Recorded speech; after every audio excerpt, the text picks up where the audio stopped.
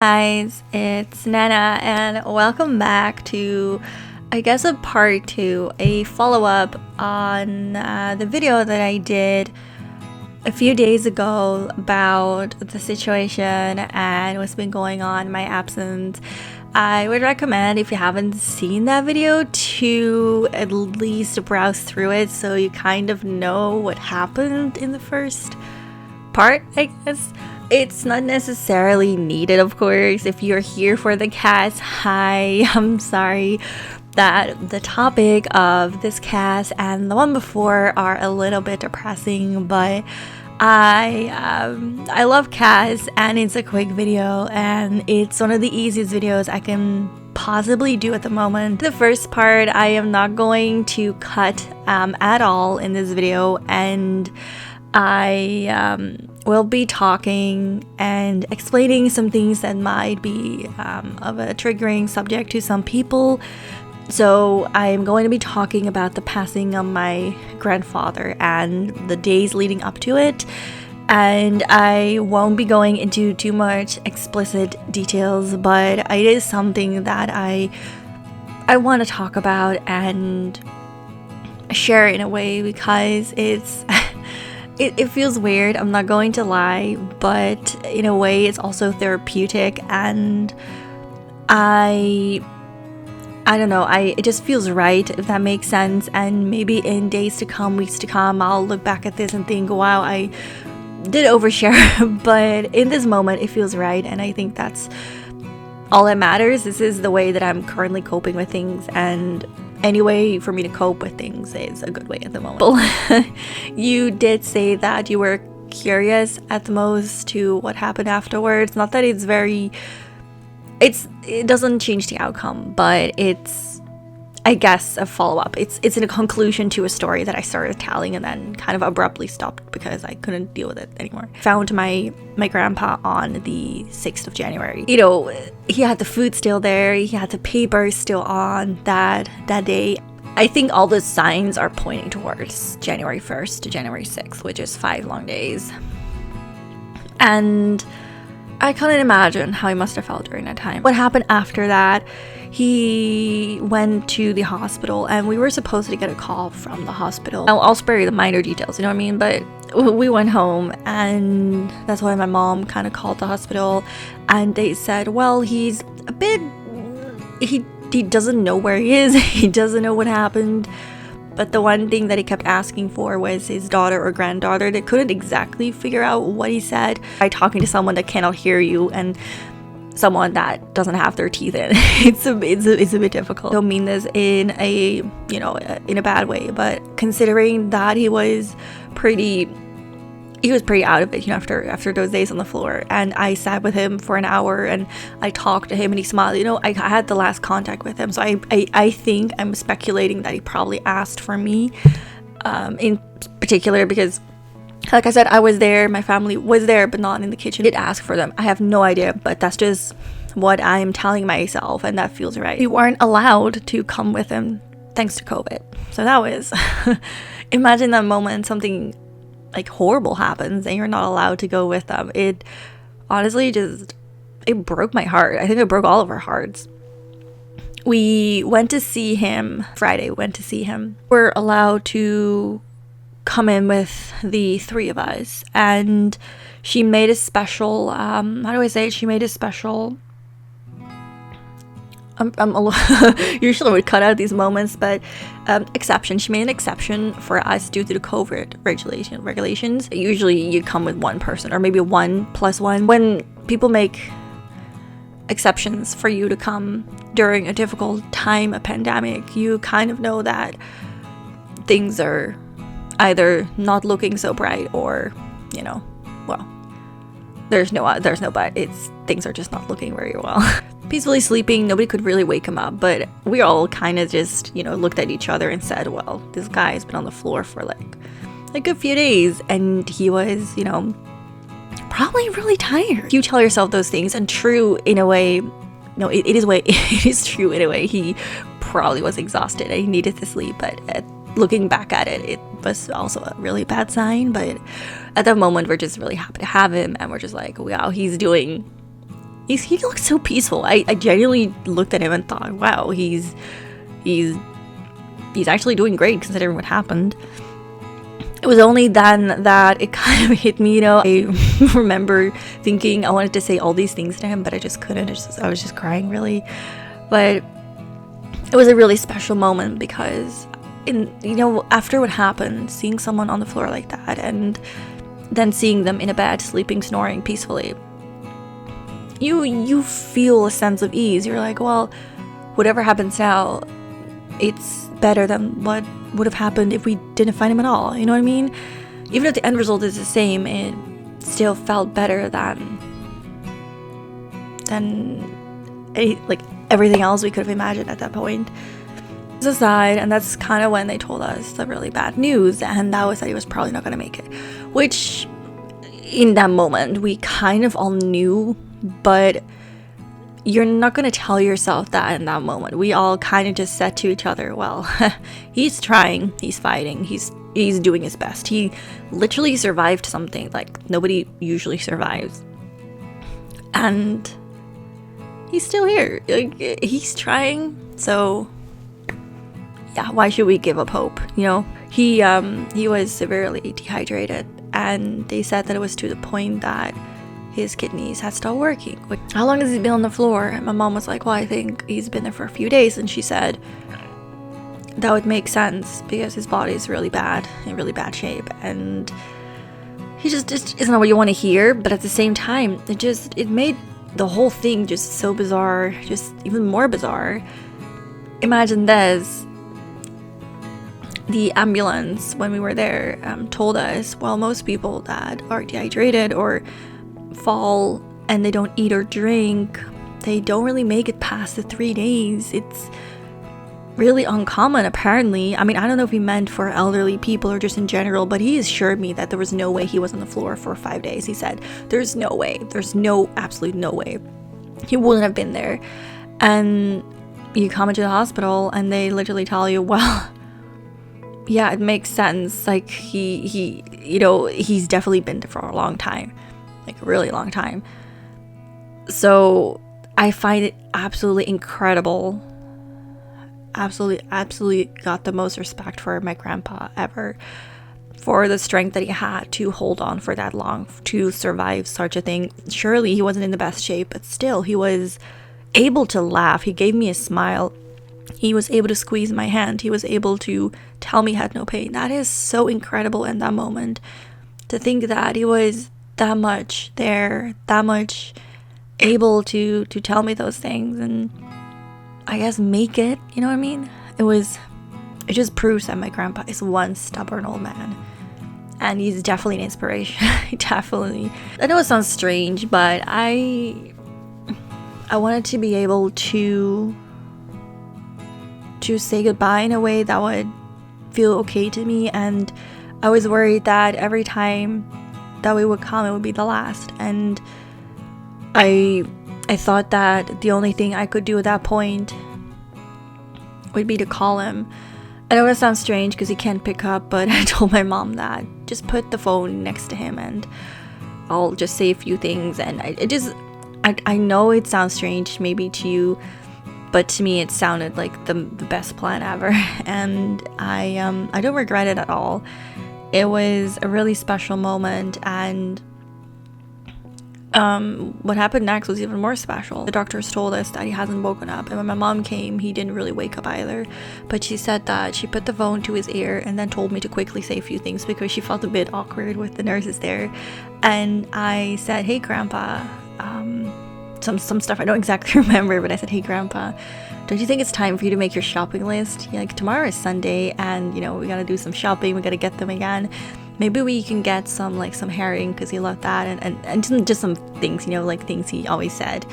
And then I remember my mom kind of interrupted me saying, oh, I have to go now, the nurse is coming, So I'm sitting there waiting for my mom to come back, and I get a call from my mom and she's like, come upstairs. I come upstairs and she says to me, when you spoke, Grandpa woke up. And I'm like, what? I'm like, what? That was so bizarre to me that he apparently like woke up for a split second. It wasn't much, but for a split second he woke up, and my mom said his eyes started like moving, and it was just like really weird. Well, not weird, but you know what I mean, weird in a way. It was bizarre that I was able to do that.